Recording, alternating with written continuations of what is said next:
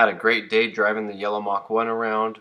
I ran a bunch of errands, went places that I needed to go, and stopped in so many different places. I took pictures everywhere I went, and I was surprised how many places I went.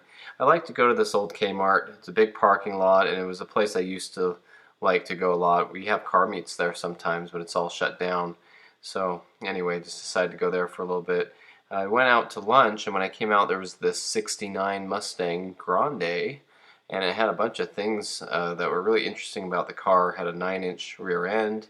It was a Grande. It had the 351 in it, and the older gentleman working on the car had told me that it came that way, and it was basically a Mach 1 in disguise. So it was kind of fun to talk to him. I just wanted to make sure he was okay. It was really hot outside, and there was some coolant there, and there was some things going on. Ultimately, he put a new air conditioning system in the car, but it threw a belt, and so I tried to help him out. I didn't have many tools or any way to really do anything for him. I offered him a ride somewhere. Anyway, he was okay, and he had friends who could come get him if he wanted to. And so anyway, really interesting just to run across people like that. But we had a good time talking, and he asked me if I wanted to trade him for my yellow Mach 1, because the yellow Mach 1's just so much more reliable and things like that. So I went to this little underpass, and it's a pretty nice place to hang out in the shade, especially while I was waiting to go pick up my wife. But anyway, I saw this Trans Am. The car has been at this dealership since it was new, as far as I know. It's never been registered or titled. Still has temporary dealer tags on it, and the guy drives it to the dealership every day. So really cool car, automatic. I'm surprised the paint's so good because it sits outside almost every day.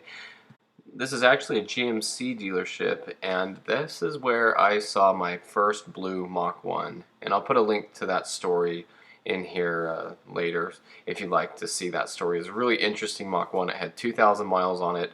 It was in 2003. The car was brand new. I got to sit in it.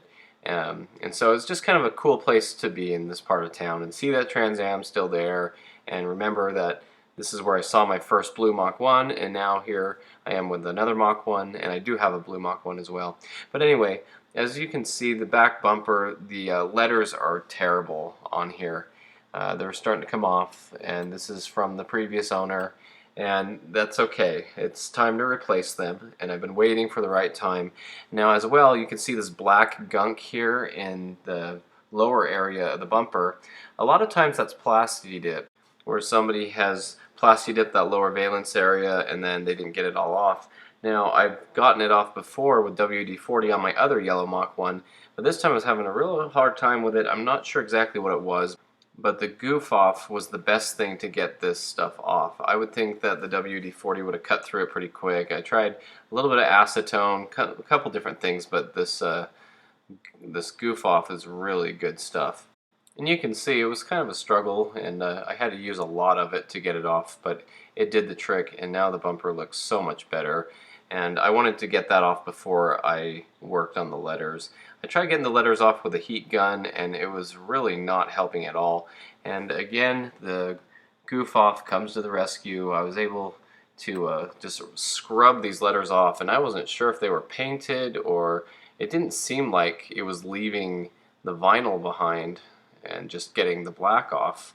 I don't know what this stuff was, but I did get it all off. It looked pretty good. There's a little bit of mark on the left side of the bumper there, but I started putting the new letters in, and slowly but surely made my way through. And these letters came with the car. The previous owner had given them to me with the car, and I've never wanted to put them on my blue Mach, but I think they look fantastic with the yellow. So here's the finished product. The back bumper looks so much better now, especially with the new letters. And so just wanted to share that quick update and show that the Mach 1's looking so much better. I was getting quite embarrassed of driving around with those letters peeling and coming off in pieces.